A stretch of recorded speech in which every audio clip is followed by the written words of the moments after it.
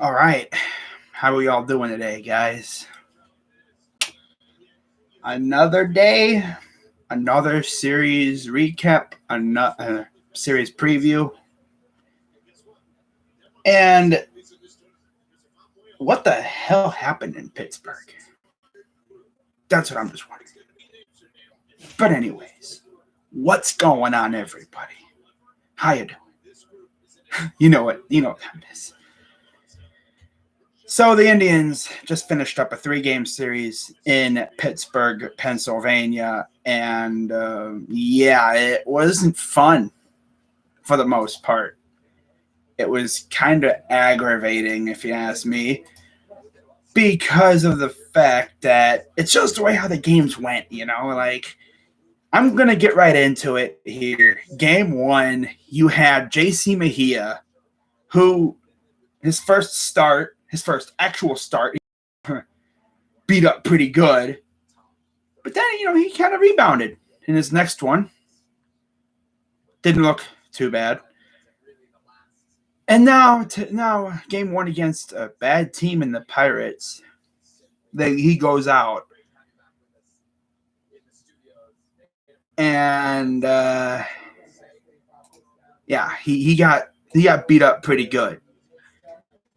Freaking 5 runs in the first inning. It got bad. Moran grounded out to score a run. Stallings doubled, and then Polanco emptied the bases with a 5, and put up a 5 spot with a 2-run shot. Like their 5th inning, this is how their 5th inning went. Like they didn't get an out right here until 4 batters into the game. Frazier singled, Hayes fielder's choice, Reynolds singled. They finally got an out. Got Colin Moran the ground out, but Frazier scored. Hayes to third, Reynolds to second. Stallings doubled in a couple more runs, made it 3, and then Polanco emptied the bases. And then after that, we got the next 2 guys out. Now is our first inning. Now for us, 1, 2, 3. We got 1, 2, 3 by he wasn't even their starter, Chad Kuhl. Yeah, it wasn't so cool for us. So, second inning goes on, nothing happens. Third inning, they add another run. Brian Reynolds goes yard, and it's his 11th, 6-0 Pirates. And then the 6th inning, we finally get on the board with a Cesar Hernandez single, scores a run. Yeah, we got on the run. We got on the board. Yay. And then bottom of the 6th, we promptly give up another 5 runs. We got on the board, cut it to 5. And then our lovely pitching comes in. In fact, here's how the bottom of the 6th went for us. So, literally, we scored, and they come up. Cal Nelson comes in. Freaking reliever. Got Moran the fly out. And then the chaos happened. Walked Stallings. Got Polanco to strike out. And then from that point on, it fell apart. All I needed was 1 more out to get out of the inning. Couldn't even do it. Newman singled. They walked K. Tom. Then they pinch hit Evans. He gets a walk. Then they hit Adam Frazier, which scored a run. So that's already 2 more runs scoring right there after the walk. Because in case you didn't know, bases were loaded. Because he had Tom on first, Newman on second, Stallings on third. So you walked in a run with Evans walking, and then you hit Frazier, which scored another run. And then Hayes doubled and scored 3 more runs, so it's 11-1. Now at this point, Pirates fans are thinking, "Well, damn, we are whooping the freaking crap out of the freaking Indians." So you love to see it. And Parker came in there, got the final out, whatever. At this point, I'm thinking, yeah, we're getting trounced. This is trash. But then right after that, it's like something clicked in the Indians' heads. Top of the 7th comes up. Sam Howard comes in. Immediately walks Ramirez. Rosario singles. Bradley walks. Yep. So that's what? A walk. Rosario singles. Jose the third. Yeah, Jose went the third. Then they walked Bradley, so that should be bases loaded, right? Naylor singles, scores a run. Zimmer strikes out. Rivera then singles, scoring another one. It's like, oh my God, we're going to hit him with the small ball cheese. Henry lined out to short. And then Cesar came up. And Cesar's like, these bases are too crowded. Let me empty them real quick. Grand slam. Grand slam for Cesar Hernandez. His first career granny. I'll tell you one thing. There's been a lot of grand slams, and there's been quite a few triple plays this year. And, of course, a lot of no-hitters. Like, baseball is just weird this year. You're seeing a lot of stuff that you really haven't seen a whole lot of. When was the last time we even hit a grand slam? It's been about a year or so, right? I feel like it has. It's been a while. Because usually, as I've probably tweeted this out, and I've probably even said it on stream, the Indians have been allergic to scoring with runners in scoring position, let alone bases loaded. And Hernandez literally emptied the base with one swing, 4-run lead, just like that. And I'm sure at this point, Pirates fans are like, oh, of course. I could just see Steel Maiden right now, like watching that game. He was probably like, bro, are you freaking kidding me? Are you freaking kidding me? You know, he's probably swearing up a storm, swearing like a sailor. So then they bring in Bednar, and he promptly still has a bit of a rough outing. No, he got out the inning. Yeah, like the next guy. Of course. Oh, well. So then Maton comes in there, doesn't give up anything. And then came the 8th inning. They hit Ramirez. So this dude, Ramirez, he got hit by a pitch. Keep in mind, all right? Hit in the ankle. They said like right around, maybe in the foot, like right in the arch area. I can tell that hurt just by watching his reaction to that. Ernie Clement has to replace him. That's going to come in big for that's going to be huge for us later on. And you'll understand why. So Ramirez left due to an injured leg. Eddie Rosario singled. Bobby Bradley struck out. What has happened with him? The dude was hitting everything for the first couple games. And is he really going to go the Yermin Mercedes way, where he has a hot couple games, like first couple weeks, and then just completely falls off the face of the earth? Now, of course, everyone goes through a slump. But how long is it going to be until freaking Indians fans start calling for him to be sent down? I mean, he better get his act together, man. Just needs to relax. I think he's trying to kill every pitch.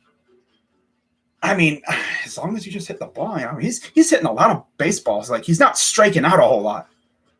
I mean, he's going to strike out. That's what he does. But most of his outs are coming hard hit balls right at people. It's just bad luck half the time. So Naylor lined out after that, 2 outs. And then Zimmer got hit by a pitch, which, oh, look at that. Once again, loads the bases. And then Rene Rivera, the guy that tied the game against the Mariners with what could have been a home run. Honestly, it kind of should have been. It looked like it was going to be. Thanks a lot, cameraman.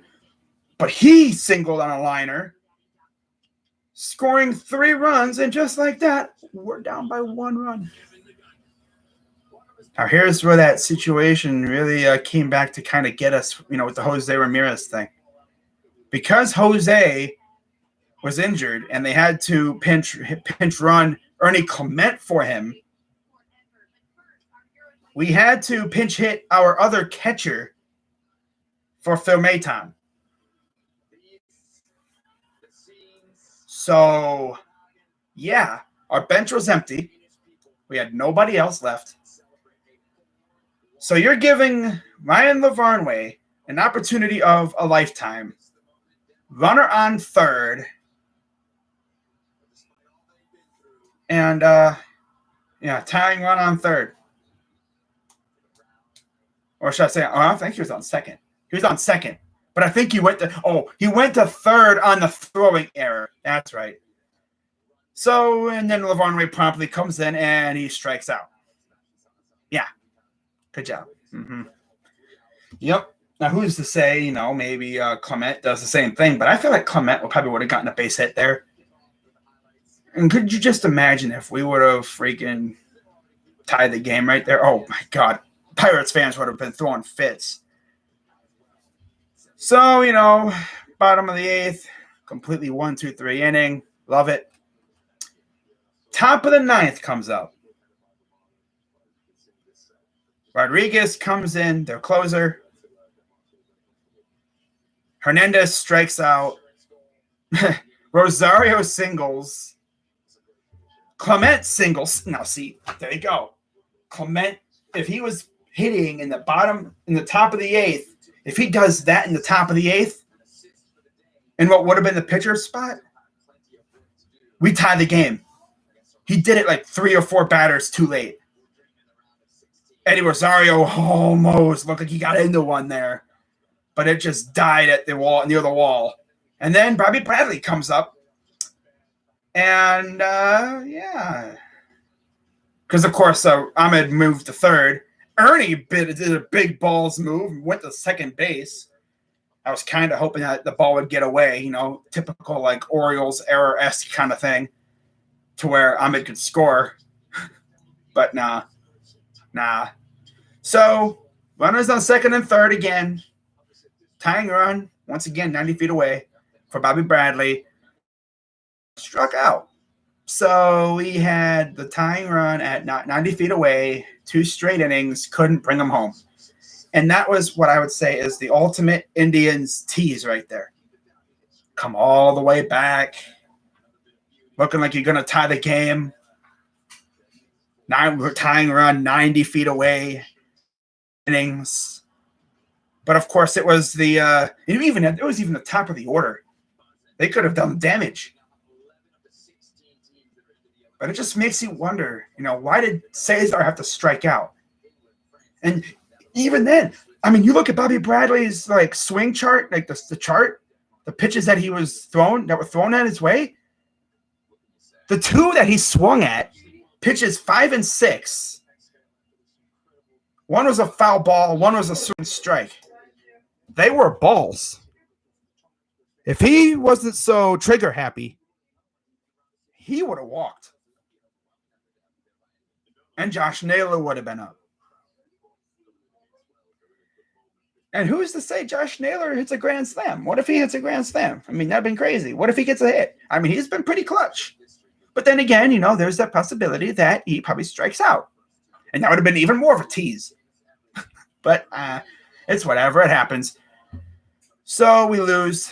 Cool gets the win. He's 1-4. Mejia takes the loss 1-2. Rodriguez gets his 8th save. Mejia went 5 innings, surprisingly. After that start, I thought he was going to get yanked after the first inning, but he managed to go 5. 7 hits, 6 runs, 6 earned, 3 Ks, 2 homers. Not good. Kyle Nelson, 2/3 of an inning, 2 hits, 5 runs, all earned, 3 walks. The walks, man. Got to stop with the walks. 1 strikeout. What's going on, Will? How you doing? Cool went 6 innings, 4 hits, 1 run, 1 walk, 4 Ks. I guess you could say that was pretty cool. I'll stop. But I'm sure Pirates fans were kind of like, yeah, we're not even happy about that win because we damn near blew it. We should have blew it. You should have. If you look at our lineup, our lineup was literally mostly AAA players. The only guys who are major league batters are Hernandez, Rosario, Jose until he got hurt, Eddie, I guess Naylor, and Rivera. Yeah. Now, with a fully healthy lineup, you would have been looking at Franmil being probably somewhere in there. He probably would have pinch hit. And could you just imagine having to face that monolith of a man freaking tying run on third? Of course, knowing him, he probably would have struck out because he's extremely trigger happy. Literally, Bobby Bradley is kind of reminding me of a smaller Franmil Reyes. When he runs into a pitch, it's leaving the yard half the time. But it's just running into that pitch. Hitting it. That's the thing. Like, Bobby's got power. He just needs to, 1, relax. 2, be patient. 3, don't try to kill the ball. Just get hits. You know? Just get hits. Get on base. You know, because if you get on base and the guy behind you hits a dong, that'll hurt him even more. Because it's like, oh, it's a 2-run shot or a 3-run shot or, oh, my God, a grand slam. I mean, yeah, solo shots are cool, but they don't really hurt too much. Pitchers can be like, it's a solo shot. Whatever, who cares? But, man, if you give up a freaking 2 or 3-run shot, yeah, those can really do a pounding on you. But, yeah, we just couldn't touch, we couldn't get them. So we lose that one. That was aggravating. That was a heartbreaker, considering, we had tying run 90 feet away, both innings. It's like, okay, if we lose by 1, but we never really had a chance to score, that's one thing. But we literally could have tied the game to the final 2 innings. And it also makes you wonder if Jose was playing, if he didn't get hurt, what would have happened? Because he would have been coming up there late in that game, in the 9th inning too. Imagine Jose up with runners on 2nd and 3rd. Something tells me he probably would have got a hit. What they would have done, they would have walked him. No one is that dumb to freaking pitch to him. But then again, we're talking about Shelton. Derek Shelton or whatever. What is this freaking name? What is the name of the freaking manager? Shelton? Isn't that like a freaking country singer? But literally, though, like, Shelton is that dumb. He would pitch to him. Because, Tito Francona sees that happen. He sees a power hitter, dangerous hitter coming up. He'd be like, and then you look behind him. It's like, that guy behind him is not that good. So let's just throw the 4s up, walk him, send him to first, and then take our chances with that guy. But the Pirates manager, freaking, I think I'm thinking of Blake Shelton. All right. I think it's Derek Shelton. I think that's their manager's name, isn't it? I don't even know. I don't care. But, like, really, who cares about the Pirates? Like, seriously, the Pirates are just so bad. It's so bad. So bad. But, yeah, I mean, any other team probably would have walked Jose in that situation. Who knows what the Pirates would have done? Friggin' dude would have probably said, okay, good luck. You're facing him. We're not going to walk him because I'm stupid like that. Have fun. Have fun facing Jose Ramirez, who is one of the most dangerous hitters in the MLB, especially with runners in scoring position. But knowing us, we would have had bad luck. He would have hit it hard right at somebody. But then again, knowing the Pirates, they would have freaking had a chance at it, and it would probably go right under the glove. Oh, well, it happened. Who cares? It's over now. So we look at game 2, and this one hurt even more. So game 1, we were getting trounced, made a valiant comeback, but fell short. Game 2, we had Cal Quantrill against Will Crowe, and we got on the board first with a couple runs via the long ball. Harold Ramirez homered, and Rene Rivera homered it for the first time, both to left field. They peppered the left field seats in this series with long balls. And it would be 2-0 for a while there. And I was very impressed with what Cal Quantrill gave us. I mean, the dude literally gave us 5 solid innings, 3 hits, 2 walks, 2 Ks. That's good for him. I mean, compared to what Mejia gave us, bro, Cal Quantrill actually was good. He did worry me a little bit there. Because it's like, it looked like he hurt himself. Then he lost control. But I think he got his mojo back and he was starting to get back into a rhythm. But yeah, I mean, he walked a couple, but he didn't give up any runs. Parker came in there, did his thing for an inning. Only one strikeout. Very quick inning for that. Love to see it. And then came the 7th inning. Bryan Shaw comes in, and Indians fans have had a love-hate relationship with him. And, so this is how the 6th inning went for the Pirates. So, I'm sorry, 7th inning. So, Shaw comes in, immediately walks the first 2 guys, Gamble and Kevin Newman, on a combined 9 pitches. 4 to Gamble, so straight up walked him, no strikes thrown. In fact, when you look at the pitching chart, no pitches were even anywhere close to the zone. 4 straight walk. Newman comes up. Same thing. 1 pitch came relatively close to the zone, and that was barely a strike. This dude did not have it. I don't know. It's like, bro, what are you doing? And then Michael Perez comes up, and he actually had a tough at-bat against Perez. He almost looked like he was going to get him. And then, doink, and there goes a 3-run homer. So just like that, it's 3-2. It's like, Shaw, my God. So Shaw promptly gives up a home run and does what he's always done, and that is blow up. So then Tom comes in for the pitcher. He walks. And then Tito's like, that's it. I've had enough. This dude's having a walk fest. I'm getting him out of here. Here comes James Karinchak now. Karinchak walks Frazier. It's like, bro. And now you have 2-1 again. Got Hayes the strikeout. Yeah, we got it now. Oh, my God. And it's like, okay, we just need a double play and get on to the next inning and tie the game up. Karinchak's like, nope. Second pitch of the at-bat. Doink, and another 3-run blast to right field. I'm having fun. Just like that, it's 6-2. Oh, my God. I guess you could say a bullpen implosion was long overdue because this bullpen has been playing too good recently.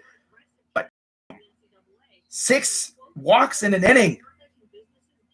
We haven't done that in a while. I think they said, 2006 or something was the last time we did that.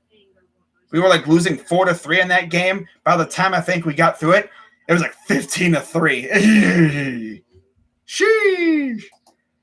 And then, right after that, look at that. Colin Moran walks. Bro, stop walking people. Walks are stupid. I hate walks because it's like you're giving them free bases. I hate that. Only strategic walks is ones I will accept. Like what I said, when you got a dangerous hitter up, but the guy behind him sucks. You don't take your chances with the one guy, and then you bring up the next guy who sucks. And and knowing us, that the guy who sucks would be the one to kill us. Yep. So then, Sandlin comes in to replace Karinchak, so at least Karinchak got an out. And then, oh my God, stop walking people. Bro. And then Sandlin got his act together and struck out Gamble. And Newman grounded out. So if you're paying attention, they completely batted around that inning. Walk, dong. Walk, strikeout. Homer. Walk, strikeout. Ground out. 2, 4, 6 walks. 3 pitchers were used in that inning. 3 pitchers. Anyone know how our top of the 7th went? 1, 2, 3. What? Oh my God.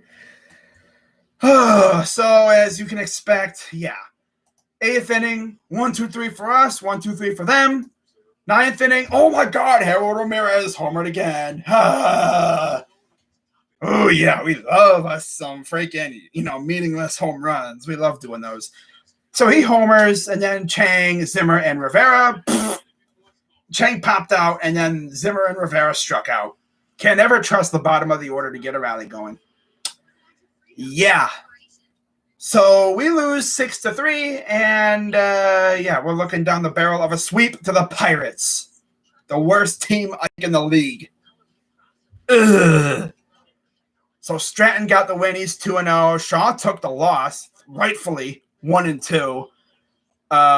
Honestly, I would have had Shaw walk to the freaking hotel. I wouldn't have had him get on the bus because that dude walked like a. I mean, he's been so good for us this year. I mean, he kind of figured it was going to happen at some point. But like I said, Quantrill gave us 3, hits, 2 walks, 2 Ks, and 5 solid innings. He actually had a good game, and our bullpen freaking ruined it. I mean, God, man. Quantrill actually gives you a good outing. That impressed me even because I was not sure what we were going to get out of him. And it's like, wow, good job, Quantrill. And then the bullpen comes in and just vomits all over the mound. It's like, I'm like, you really going to waste that outing from Quantrill? Of course, you're not going to win a whole lot of games scoring 2 runs, but I don't know. This team just looks so different without Jose in the lineup. They just don't seem as scary to me, I guess. Will Crowe, 4 2/3 innings, 4 hits, and then 2s all across the board. 2 runs, 2 earned, 2 walks, 2 Ks, 2 dongs. Wow. We left 5 on base, and then 0 for 1 with runners in scoring position. Of course. We had 6 hits, 3 runs scored. So, we talk about game number 3 of this series, and it's funny how I literally just said you aren't going to win games. You're not going to win a lot of games scoring 2 runs. Well, in game 3 of the series, we scored 2 runs. So we get on the board with a Harold Ramirez homer. So that's his 3rd home run in 2 days. That's fantastic. Love to see it. Maybe he's starting to get a little bit of a power surge. Stallings singled in a run. Singled in a run. So that's all that happened in terms of scoring. And we win 2-1. They had faith in they had Class A going out for the 8th. And of course, this dude's throwing straight gas. Made 3 straight ground outs. And that was easy. I was like, wow, that was actually an easy inning. I wonder if they're going to have him going out for the 9th. And no, they Karinchak, time for you to totally redeem yourself. And he did.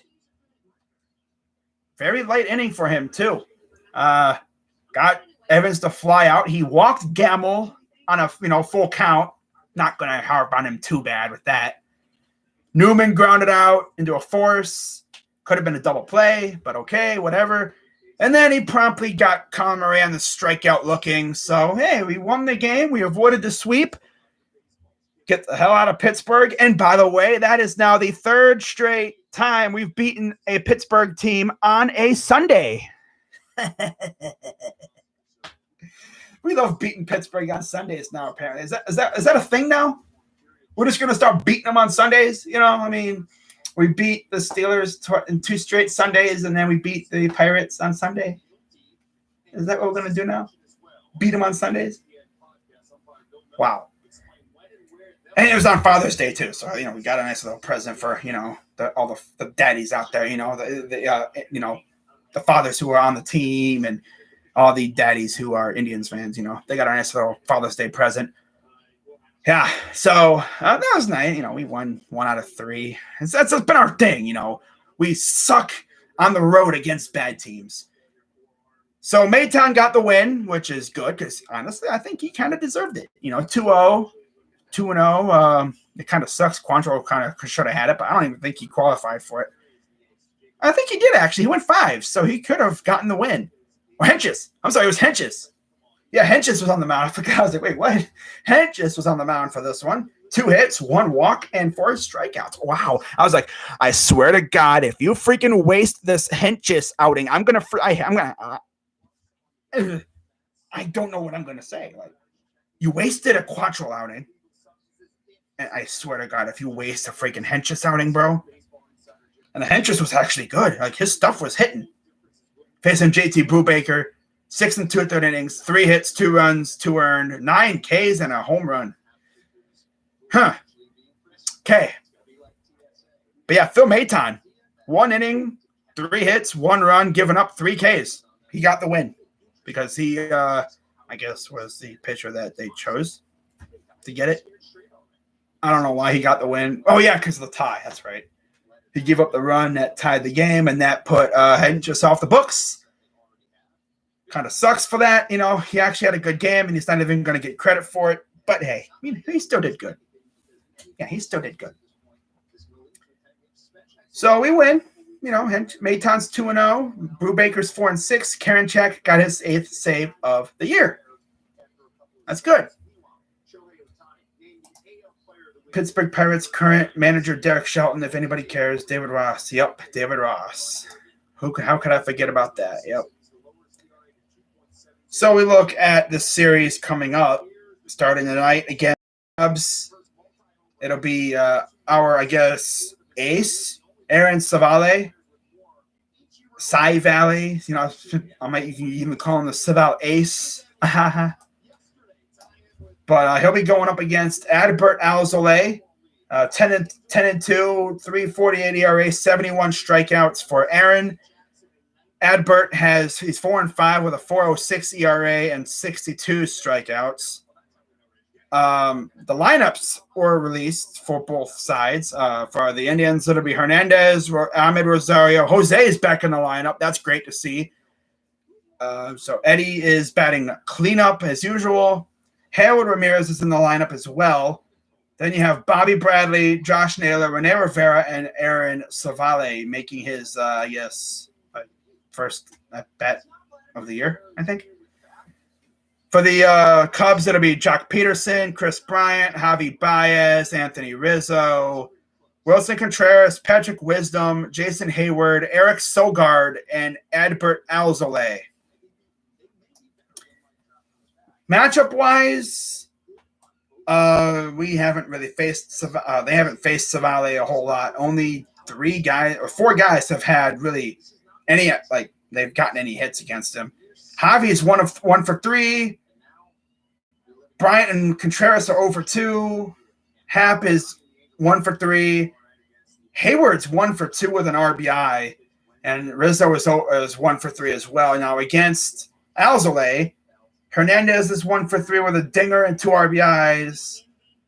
Naylor and Harold Ramirez are 1 for 2. J-Ram is 1 for 3 with a dinger and an RBI. And then Ahmed and Eddie Rosario are 0 for 1 and 0 for 3. So this will be interesting.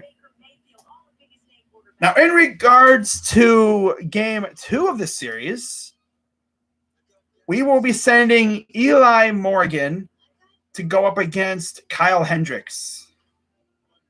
Nobody's faced Eli Morgan from the Cubs. This will be his 3rd start of his career. And then for Kyle Hendricks, against Kyle Hendricks, Cesar has faced him 17 times, batting .235. Naylor is 0 for 2. Jose is 1 for 2 with an RBI. And then Ahmed, Eddie, and Bradley Zimmer are all 0 for 2.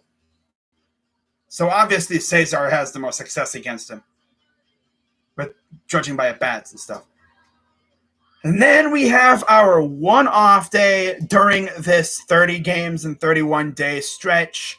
And for those wondering, okay, so 30 games in 31 days, what does that really mean?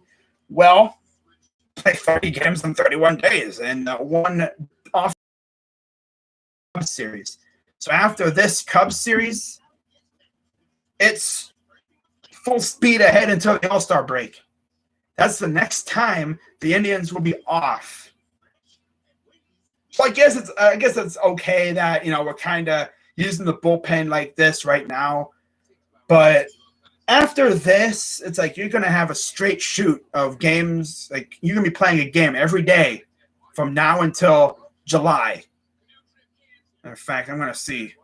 I think it's like the second week of July when we'll finally have a another off day. So these guys are probably going to be getting a lot of rest days and stuff. All right. So, yeah, tomorrow, or not tomorrow, the 23rd is the only off day we have between now and the All-Star break. Because the next time we'll be off is July 12th. Because that's the All-Star game. And who knows who's going to be going to the All-Star game. I've been trying to look for the numbers that were released. Okay, so I just got news on Franmil Reyes. He'll get 3 at-bats tomorrow for AAA Columbus as he begins his rehab. They will reevaluate him when they return to Cleveland from their road trip at the end of the week. So after that, we'll probably know if he's looking good, then, yeah, we'll see. Wait, what happened?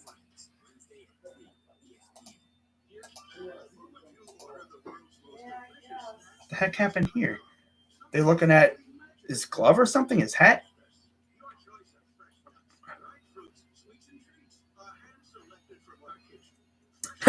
Well, I guess the umps were questioning DeGrom if he was using stuff. They must have been thinking, are you using the sticky, Mr. DeGrom? The sticky. DeGrom's probably like, you really think I'd be using sticky? Do I seem like a cheater to you? Umps would be like, probably, no. I was like, that's what I thought. Yeah, he was checked for foreign substances. So, by the way, today was the first day in which the rule would be enforced. So, we'll see how that goes. We'll see how many pitchers get nabbed early on here. I mean, people have predicted at least a couple could get nabbed. It's only a matter of time before we see someone get ejected for foreign substances. And, of course, that means a 10-game suspension, which for us would be horrible because if it's a starter, we're already done. We're already down 2-3 starters. We'd have to once again nab someone from the bullpen to put in that spot because you can't bring someone up to replace him. We'd have to bring someone up from the bullpen to replace that guy. So hopefully, the only guy that I could see really using stuff is James Karinchak. Hopefully he's not using the sticky anymore because we cannot afford to miss him for 10 games. That means you're just putting more workload on Class A. And we need Karinchak's nastiness in terms of his pitches on the mound.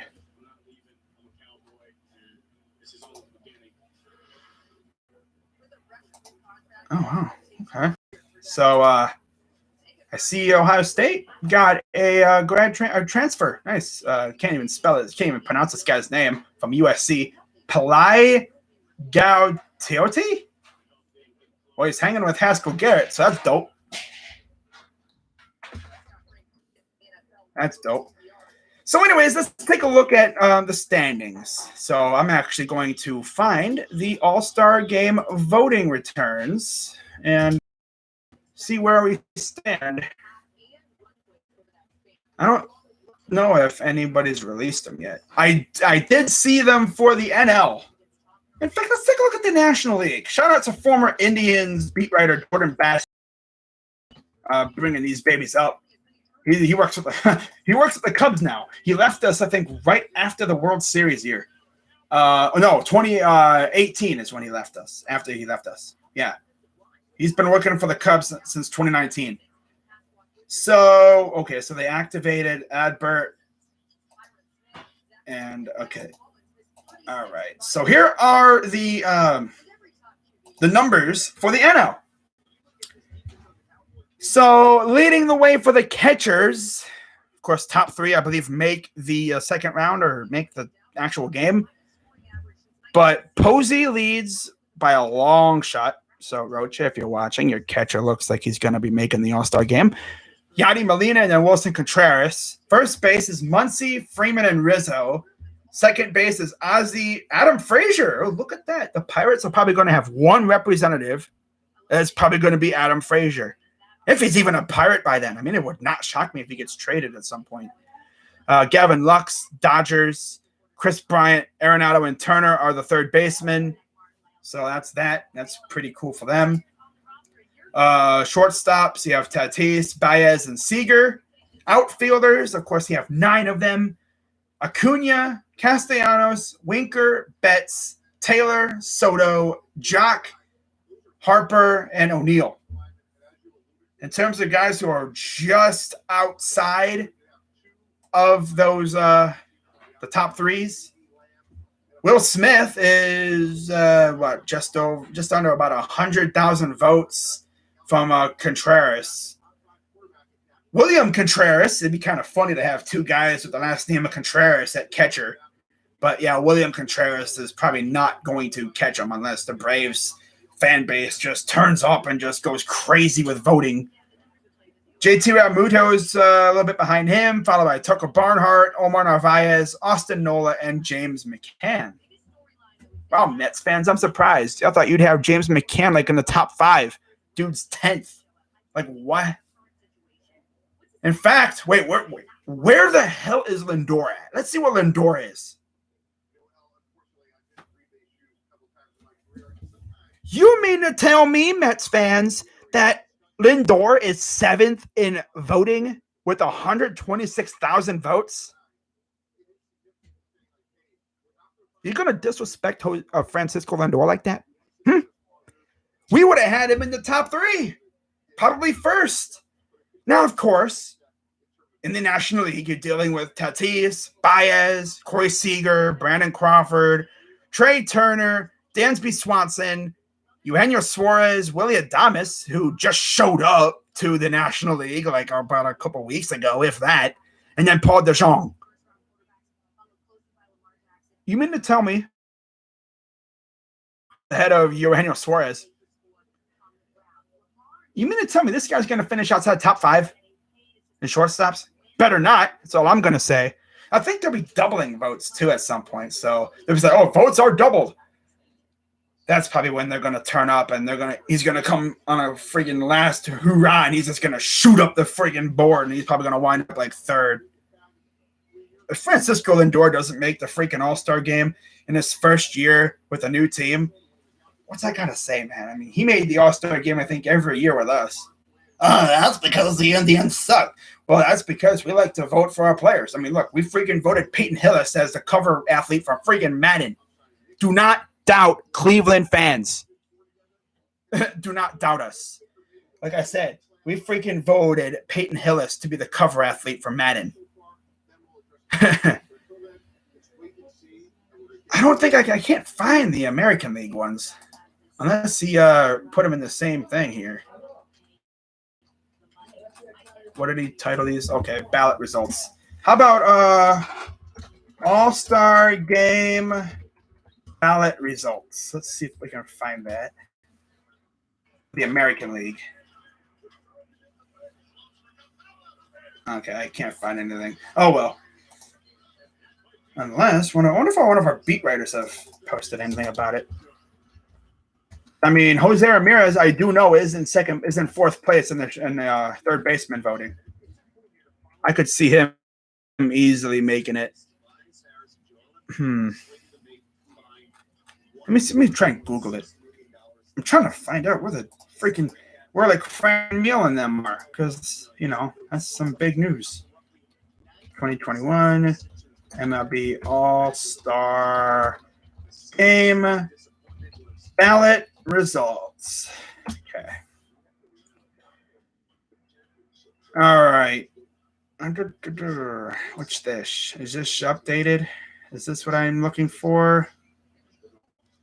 Okay. Oh yeah, that's this must be what we're looking for right here. Yeah, second base is Simeon Altuve LeMahieu, no surprise. Third base, Devers, Bregman, Moncada. Jose's in 4th, no surprise there. Shortstop, yeah, I'm not expecting our shortstop to make it. Outfield. Trout, Judge, Buxton, Garcia, Hernandez, Brantley, Grichuk, Verdugo, and Mullins. Mullins is ninth now. Wow, okay. Rosarena and Kyle Tucker round out the top 11 for that. Top 9 make it, of course. For the NL, I've already talked about the NL. Catcher, Salvador, Grandal, Maldonado. If Perez was healthy, I'm pretty sure he would have been top at least top 10, top 5. Vasquez and Kurt Suzuki's top 5 in voting.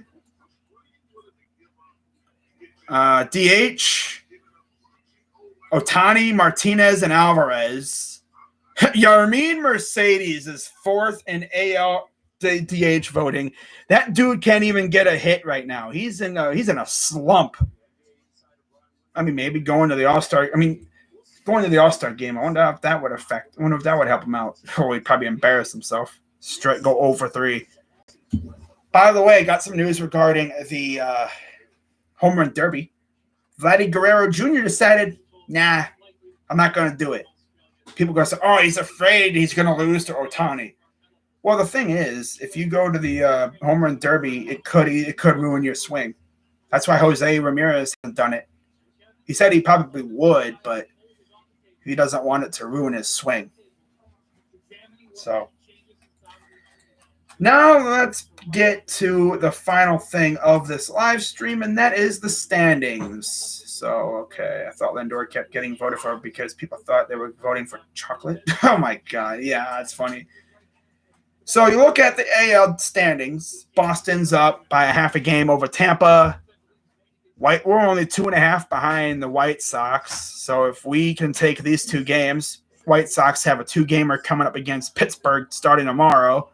So if the Pirates could help us out a little bit by beating the White Sox, that'd be great. But I don't trust them because they suck.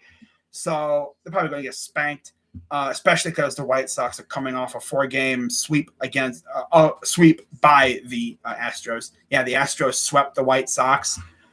So if only we could have taken care of business against Pittsburgh, we probably would have only been like 1.5 games behind them. But we're still in striking distance. And if you look at the standings right now, yeah, it's quickly become a 2-horse race in this division as the Indians and the White Sox are they're way ahead. We're like, 9.5 games ahead of the freaking Royals? We're 8.5 games ahead of them. We're 8.5 games ahead of Kansas City in the freaking division. We're 2 games back in the wild card. So we'll see. It's Oakland and Tampa Bay in the wild card right now. Seattle's actually hanging around too, but they're 6.5 out of the West. Their only hope right now is wild card. It's good to see Seattle playing good, until they completely fall apart the second half of the year, like usual. But then you look at the NL, and you got the Mets, who are 4 games ahead of the Phillies. The Cubs and the Brewers are tied, and they're each 4 games ahead of the Cards and the Pirates. I mean, not the Pirates. The Reds are 14 games behind first place, so they're essentially done. They've been done since the first week of the year. San Francisco has a 1.5 face the Padres starting tonight, so that's going to be a fun series. The Giants play tomorrow against the Angels. Ooh, Giants and Angels. Man, if Roach is watching this thing, man, I know Roach is loving watching his team right now. They're 20 games above 500. Like, they were bad for 2 years? 3 years? 3 years of mediocre baseball? That's not too bad considering where you are now. So Padres are right there. They're 5 games out of the division of the lead, but they're 4.5 or so behind the Dodgers. Colorado and Arizona rounded out, but they're done. Arizona, they have completely fallen off a cliff. 107 run differential, minus 107. Damn. They've lost 17 straight games. 20-53. Pirates are 25-45. So I said the Pirates are the worst team in the league. No. That's Arizona. And the thing is, Arizona does not have the roster for a team like that. And I just actually saw a notification from Bob Nightingale earlier today that said the White Sox were talking to the Diamondbacks about Eduardo Escobar, trying to bring him back to the AL Central. Of course. So I think I'm going to wrap this up right now. Wow. So we'll see what happens with the series tonight. And hopefully we can at least split. I'm expecting a split. Anything else? If we sweep, that's dope. A small 2-game series. It's not going to really do anything. But if we win this game tonight with the freaking White Sox off, we can gain in half a game. So we'd be 2 games behind them, and we'd be looking good.